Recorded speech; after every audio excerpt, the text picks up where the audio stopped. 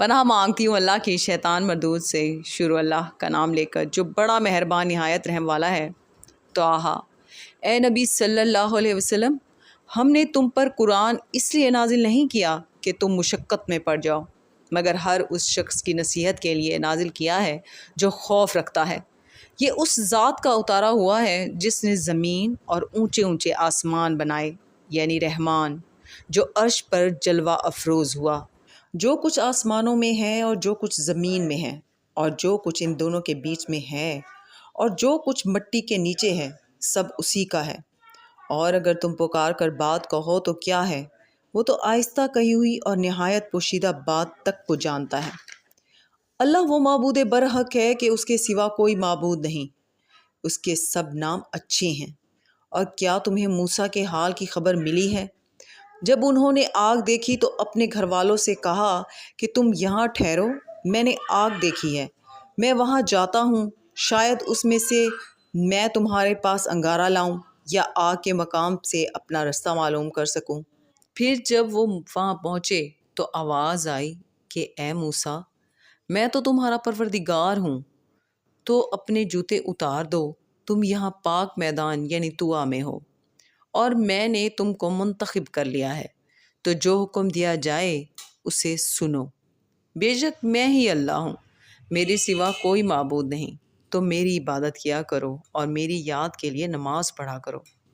قیامت یقیناً آنے والی ہے، میں چاہتا ہوں کہ اس کے وقت کو پوشیدہ رکھوں تاکہ ہر شخص جو کوشش کرے اس کا بدلہ پائے۔ تو جو شخص اس پر ایمان نہیں رکھتا اور اپنی خواہش کے پیچھے چلتا ہے، کہیں تم کو اس سے کے یقین سے روک نہ دے، تو اس صورت میں تم ہلاک ہو جاؤ۔ اور اے موسیٰ، تمہارے داہنے ہاتھ میں کیا ہے؟ انہوں نے کہا، یہ میری لاٹھی ہے، اس پر میں ٹیک لگاتا ہوں اور اس سے اپنی بکریوں کے لیے پتے جھاڑتا ہوں، اور اس میں میرے اور بھی کئی فائدے ہیں۔ فرمایا کہ اے موسیٰ، اسے زمین پر ڈال دو، تو انہوں نے اس کو ڈال دیا اور وہ یکا یک سانپ بن کر دوڑنے لگا۔ فرمایا کہ اسے پکڑ لو اور ڈرنا مت، ہم اس کو ابھی اس کی پہلی حالت پر لوٹا دیں گے، اور اپنا ہاتھ اپنی بغل میں دبا لو کہ وہ کسی عیب و بیماری کے بغیر سفید چمکتا دمکتا نکلے گا۔ یہ دوسری نشانی ہے، تاکہ ہم تمہیں اپنے بڑے بڑے نشانات دکھائیں۔ تم فرعون کے پاس جاؤ کہ وہ سرکش ہو رہا ہے۔ کہا، اے میرے پروردگار، اس کام کے لیے میرا سینہ کھول دے اور میرا کام آسان کر دے، اور میری زبان کی گرہ کھول دے تاکہ وہ میری بات سمجھ لیں، اور میرے گھر والوں میں سے ایک کو میرا وزیر یعنی مددگار مقرر فرما، یعنی میرے بھائی ہارون کو۔ اس سے میری کمر کو مضبوط کر اور اسے میرے کام میں شریک کر، تاکہ ہم تیری بہت سی تسبیح کریں اور تجھے کثرت سے یاد کریں۔ تو ہم کو ہر حال میں دیکھ رہا ہے۔ فرمایا، موسیٰ، تمہاری دعا قبول کی گئی، اور ہم نے تم پر ایک بار اور بھی احسان کیا تھا، جب ہم نے تمہاری والدہ کو الہام کیا تھا جو تمہیں بتایا جاتا ہے۔ وہ یہ تھا کہ اسے یعنی موسیٰ کو صندوق میں رکھو، پھر اس صندوق کو دریا میں ڈال دو، تو دریا اس کو کنارے پر ڈال دے گا، اور میرا اور اس کا دشمن اسے اٹھا لے گا۔ اور موسیٰ، میں نے تم پر اپنی طرف سے محبت ڈال دی، اور اس لیے کہ تم میرے سامنے پرورش پاؤ۔ جب تمہاری بہن وہاں فرعون کے ہاں گئی اور کہنے لگی کہ میں تمہیں اس کا پتہ دوں جو اس کو پالے پوسے، تو اس طریق سے ہم نے تم کو تمہاری ماں کے پاس پہنچا دیا تاکہ ان کی آنکھیں ٹھنڈی ہوں اور وہ رنج نہ کریں۔ اور تم نے ایک شخص کو مار ڈالا تھا، تو ہم نے تم کو غم سے نجات دی، اور ہم نے تمہاری کئی بار آزمائش کی، پھر تم کئی سال اہل مدین میں ٹھہرے رہے۔ پھر اے موسیٰ، تم ایک اندازے پر آ پہنچے، اور میں نے تم کو اپنے کام کے لیے بنایا ہے، تو تم اور تمہارا بھائی دونوں ہماری نشانیاں لے کر جاؤ، اور میری یاد میں سستی نہ کرنا۔ دونوں فرعون کے پاس جاؤ کہ وہ سرکش ہو رہا ہے، اور اس سے نرمی سے بات کرنا، شاید وہ غور کرے یا ڈر جائے۔ دونوں کہنے لگے کہ اے ہمارے پروردگار، ہمیں خوف ہے کہ وہ ہم پر زیادتی کرنے لگے یا زیادہ سرکش ہو جائے۔ اللہ نے فرمایا کہ ڈرو مت، میں تمہارے ساتھ ہوں کہ سنتا اور دیکھتا ہوں۔ اچھا تو اس کے پاس جاؤ اور کہو کہ ہم آپ کے پروردگار کے بھیجے ہوئے ہیں، تو بنی اسرائیل کو ہمارے ساتھ جانے کی اجازت دیجیے اور انہیں عذاب نہ کیجیے۔ ہم آپ کے پاس آپ کے پروردگار کی طرف سے نشانی لے کر آئے ہیں، اور جو ہدایت کی بات مانے اس کو سلامتی ہو۔ ہماری طرف یہ وحی آئی ہے کہ جو جھٹلائے اور منہ پھیرے اس کے لیے عذاب تیار ہے۔ غرض موسیٰ اور ہارون فرعون کے پاس گئے۔ اس نے کہا کہ موسیٰ تمہارا پروردگار کون ہے؟ کہا کہ ہمارا پروردگار وہ ہے جس نے ہر چیز کو اس کی شکل و صورت بخشی، پھر راہ دکھائی۔ کہا تو پہلی قوموں کا کیا حال ہوا؟ فرمایا کہ ان کا علم میرے پروردگار کو ہے جو کتاب میں لکھا ہوا ہے۔ میرا پروردگار نہ چوکتا ہے نہ بھولتا ہے۔ وہ وہی تو ہے جس نے تم لوگوں کے لیے زمین کو فرش بنایا اور اس میں تمہارے لیے رستے بنا دیے، اور آسمان سے پانی برسایا، پھر اس سے مختلف نباتات پیدا کی کہ خود بھی کھاؤ اور اپنے مویشیوں کو بھی چراؤ۔ بے شک ان باتوں میں عقل والوں کے لیے بہت سی نشانیاں ہیں۔ اسی زمین سے ہم نے تم کو پیدا کیا اور اسی میں ہم تمہیں لوٹائیں گے، اور اسی سے ہم تمہیں دوسری دفعہ نکالیں گے۔ اور ہم نے فرعون کو اپنی سب نشانیاں دکھائیں، مگر وہ تکذیب اور انکار ہی کرتا رہا۔ کہنے لگا کہ موسیٰ کیا تم ہمارے پاس اس لیے آئے ہو کہ اپنے جادو کے زور سے ہمیں ہمارے ملک سے نکال دو؟ تو ہم بھی تمہارے مقابل ایسا ہی جادو لائیں گے۔ تو ہمارے اور اپنے درمیان ایک وقت مقرر کر لو کہ نہ تو ہم اس کے خلاف کریں اور نہ تم، اور یہ مقابلہ ایک ہموار میدان میں ہوگا۔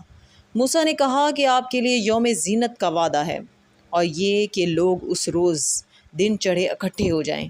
تو فرعون لوٹ گیا اور اپنے سامان جمع کر کے پھر آیا۔ موسیٰ نے ان جادوگروں سے کہا کہ یہ تمہاری بربادی ہوگی، اللہ پر جھوٹ نہ باندھو، وہ تمہیں عذاب سے فنا کر دے گا، اور جس نے جھوٹ باندھا وہ نامراد رہا۔ تو وہ باہم اپنے معاملے میں جھگڑنے اور چپکے چپکے سرگوشی کرنے لگے۔ کہنے لگے یہ دونوں جادوگر ہیں، چاہتے ہیں کہ اپنے جادو کے زور سے تم کو تمہارے ملک سے نکال دیں اور تمہارے بہترین مذہب کو نابود کر دیں۔ تو تم جادو کا سامان اکٹھا کر لو اور پھر قطار باندھ کر آؤ، آج جو غالب رہا وہی کامیاب ہوا۔ جادوگر بولے کہ موسیٰ یا تو تم اپنی چیز ڈالو یا ہم اپنی چیزیں پہلے ڈالتے ہیں۔ موسیٰ نے کہا بلکہ تم ہی پہلے ڈالو۔ جب انہوں نے چیزیں ڈالیں تو یکا یک ان کی رسیاں اور لاٹھیاں موسیٰ کے خیال میں ایسی آنے لگیں کہ وہ میدان میں ادھر ادھر دوڑ رہی ہیں۔ اس وقت موسیٰ نے اپنے دل میں خوف محسوس کیا۔ ہم نے کہا خوف نہ کرو، بلا شبہ تم ہی غالب رہو گے، اور جو چیز یعنی لاٹھی تمہارے داہنے ہاتھ میں ہے اسے ڈال دو کہ جو کچھ انہوں نے بنایا ہے اس کو وہ نگل جائے گی۔ جو کچھ انہوں نے بنایا ہے یہ تو جادوگروں کے ہتھ کنڈے ہیں، اور جادوگر جہاں بھی جائے کامیاب نہیں ہوگا۔ اس پر جادوگر سجدے میں گر پڑے، کہنے لگے کہ ہم موسیٰ اور ہارون کے پروردگار پر ایمان لائے۔ فرعون بولا کہ بیشتر اس کے کہ میں تمہیں اجازت دوں تم اس پر ایمان لے آئے۔ بے شک یہ تمہارا بڑا یعنی استاد ہے جس نے تم کو جادو سکھایا ہے، سو میں تمہارے ہاتھ اور پاؤں مخالف سمت سے کٹوا دوں گا، اور تم کو کھجوروں کے تنوں پر سولی چڑھوا دوں گا، اور تم کو معلوم ہوگا کہ ہم میں سے کس کا عذاب زیادہ سخت اور دیر تک رہنے والا ہے۔ انہوں نے کہا کہ جو دلائل ہمارے پاس آ گئے ہیں ان پر اور جس نے ہم کو پیدا کیا ہے اس پر ہم آپ کو ہرگز ترجیح نہیں دیں گے۔ تو آپ کو جو حکم دینا ہو دے دیجیے، اور آپ جو حکم دے سکتے ہیں وہ صرف اسی دنیا کی زندگی میں دے سکتے ہیں۔ ہم تو اپنے پروردگار پر ایمان لے آئے تاکہ وہ ہمارے گناہوں کو معاف کرے، اور اس سے بھی جو آپ نے ہم سے زبردستی جادو کرایا، اور اللہ سب سے اچھا ہے اور ہمیشہ باقی رہنے والا ہے۔ جو شخص اپنے پروردگار کے پاس گنہگار ہو کر آئے گا تو اس کے لیے جہنم ہے جس میں نہ وہ مرے گا نہ جیے گا، اور جو اس کے روبرو ایماندار ہو کر آئے گا اور عمل بھی نیک کیے ہوں گے تو ایسے لوگوں کے لیے اونچے اونچے درجے ہیں، یعنی ہمیشہ رہنے کے باغ جن کے نیچے نہریں بہہ رہی ہیں، ہمیشہ ان میں رہیں گے، اور یہ اس شخص کا بدلہ ہے جو پاک ہوا۔ اور ہم نے موسیٰ کی طرف وحی بھیجی کہ ہمارے بندوں کو راتوں رات نکال لے جاؤ، پھر ان کے لیے سمندر میں لاٹھی مار کر خشک رستہ بنا دو، پھر تم کو نہ فرعون کے آ پکڑنے کا خوف ہوگا اور نہ غرق ہونے کا ڈر۔ پھر فرعون نے اپنے لشکروں کے ساتھ ان کا تعاقب کیا تو سمندر کی موجوں نے ان پر چڑھ کر انہیں ڈھانک لیا، یعنی ڈبو دیا، اور فرعون نے اپنی قوم کو گمراہ کر دیا اور سیدھے رستے پر نہ ڈالا۔ اے آل یعقوب، ہم نے تم کو تمہارے دشمن سے نجات دی اور تورات دینے کے لیے تم سے کوہ طور کی دہانی جانب مقرر کی، اور تم پر من و سلوہ نازل کیا، اور حکم دیا کہ جو پاکیزہ چیزیں ہم نے تم کو دی ہیں ان کو کھاؤ، اور اس میں حد سے نہ نکلنا، ورنہ تم پر میرا غضب نازل ہوگا، اور جس پر میرا غضب نازل ہوا وہ ہلاک ہو گیا۔ اور جو توبہ کرے اور ایمان لائے اور عمل نیک کرے پھر سیدھے رستے چلے، اس کو میں بخش دینے والا ہوں۔ اور اے موسیٰ، تم نے اپنی قوم سے آگے چلے آنے میں کیوں جلدی کی؟ کہا وہ میرے پیچھے آ رہے ہیں۔ اور اے میرے پروردگار، میں نے تیری طرف آنے کی جلدی اس لیے کی کہ تو خوش ہو جائے۔ فرمایا کہ ہم نے تمہاری قوم کو تمہارے بعد آزمائش میں ڈال دیا ہے، اور سامری نے ان کو بہکا دیا ہے۔ اور موسیٰ غصے اور غم کی حالت میں اپنی قوم کے پاس واپس آئے اور کہنے لگے کہ اے قوم، کیا تمہارے پروردگار نے تم سے اچھا وعدہ نہیں کیا تھا؟ کیا میری جدائی کی مدت تمہیں لمبی معلوم ہوئی، یا تم نے یہ چاہا کہ تم پر تمہارے پروردگار کی طرف سے غضب نازل ہو، اور اس لیے تم نے مجھ سے جو وعدہ کیا تھا اس کے خلاف کیا؟ وہ کہنے لگے کہ ہم نے اپنے اختیار سے آپ سے وعدہ خلافی نہیں کی، لیکن ہم ان لوگوں کے زیوروں کا بوجھ اٹھائے ہوئے تھے، پھر ہم نے اس کو آگ میں ڈال دیا، اور اسی طرح سامری نے ڈال دیا۔ تو اس نے ان کے لیے ایک بچڑا بنا دیا، یعنی ایک بے جان جسم، جس میں گائے کی سی آواز تھی۔ تو لوگ کہنے لگے کہ یہی تمہارا معبود ہے اور یہی موسیٰ کا معبود ہے، مگر وہ بھول گئے ہیں۔ تو کیا یہ لوگ نہیں دیکھتے کہ وہ ان کی کسی بات کا جواب نہیں دیتا اور نہ ان کے نقصان اور نفع کا کچھ اختیار رکھتا ہے؟ اور ہارون نے ان سے پہلے ہی کہہ دیا تھا کہ لوگوں، اس کے ذریعے تمہیں فتنے میں ڈال دیا گیا ہے، اور تمہارا پروردگار تو رحمان ہی ہے، تو میری پیروی کرو اور میرا کہا مانو۔ وہ کہنے لگے کہ جب تک موسیٰ ہمارے پاس واپس نہ آئیں ہم تو اس کی پوجا پر قائم رہیں گے۔ پھر موسیٰ نے ہارون سے کہا کہ اے ہارون، جب تم نے ان کو دیکھا تھا کہ گمراہ ہو گئے ہیں تو تم کو کس چیز نے روکا تھا؟ یعنی اس بات سے کہ تم میرے پیچھے چلے آؤ، بھلا تم نے میرے حکم کے خلاف کیوں کیا؟ کہنے لگے اے ماجائے، میری داڑھی اور سر کے بالوں کو نہ پکڑیے، میں تو اس سے ڈرا کہ آپ یہ نہ کہیں کہ تم نے بنی اسرائیل میں تفرقہ ڈال دیا اور میری بات کو ملحوظ نہ رکھا۔ موسیٰ نے فرمایا تو اے سامری، تیرا کیا حال ہے؟ اس نے کہا کہ میں نے ایسی چیز دیکھی جو اوروں نے نہیں دیکھی۔ تو میں نے فرشتے کے نقش پا سے مٹی کی ایک مٹھی بھر لی، پھر اس کو بچھڑے کے جسم میں ڈال دیا، اور مجھے میرے جی نے اس کام کو اچھا بتایا۔ موسیٰ نے کہا جا، تجھ کو دنیا کی زندگی میں یہ سزا ہے کہ کہتا رہے کہ مجھ کو ہاتھ نہ لگانا، اور تیرے لیے ایک اور وعدہ ہے، یعنی عذاب کا، جو تجھ سے ٹل نہ سکے گا۔ اور جس معبود کی پوجا پر تو جمع ہوا تھا اس کو دیکھ، ہم اسے جلا دیں گے، پھر اس کی راکھ کو اڑا کر دریا میں بکھیر دیں گے۔ تمہارا معبود تو اللہ ہی ہے، جس کے سوا کوئی معبود نہیں، اس کا علم ہر چیز پر محیط ہے۔ اس طرح ہم تم سے وہ حالات بیان کرتے ہیں جو گزر چکے ہیں، اور ہم نے تمہیں اپنے پاس سے نصیحت کی کتاب عطا فرمائی ہے۔ جو شخص اس سے منہ پھیرے گا وہ قیامت کے دن گناہ کا بوجھ اٹھائے گا۔ ایسے لوگ ہمیشہ اس عذاب میں مبتلا رہیں گے، اور یہ بوجھ قیامت کے روز ان کے لیے برا ہوگا، جس روز سور پھونکا جائے گا اور ہم گنہگاروں کو یوں اکٹھا کریں گے کہ ان کی آنکھیں نیلی نیلی ہوں گی۔ تو وہ آپس میں آہستہ آہستہ کہیں گے کہ تم دنیا میں صرف 10 ہی دن رہے ہو۔ جو باتیں یہ کریں گے ہم خوب جانتے ہیں۔ اس وقت ان میں سب سے اچھی راہ والا، یعنی عاقل و ہوش مند کہے گا کہ نہیں، بلکہ صرف ایک ہی روز ٹھہرے ہو۔ اور اے نبی صلی اللہ علیہ وسلم، لوگ تم سے پہاڑوں کے بارے میں دریافت کرتے ہیں، کہہ دو کہ میرا رب ان کو راکھ بنا کر بکھیر دے گا، پھر زمین کو ہموار میدان کر چھوڑے گا، جس میں تم کوئی نشیب و فراز نہ دیکھو گے۔ اس روز لوگ پکارنے والے کے پیچھے چلیں گے اور اس کی پیروی سے انحراف نہ کر سکیں گے، اور رحمان کے سامنے آوازیں پست ہو جائیں گی، تو تم ایک ہلکی آواز کے سوا کوئی آواز نہ سنو گے، اس روز کسی کی سفارش کچھ فائدہ نہ دے گی مگر اس شخص کی جسے رحمان اجازت دے اور اس کی بات کو پسند فرمائے۔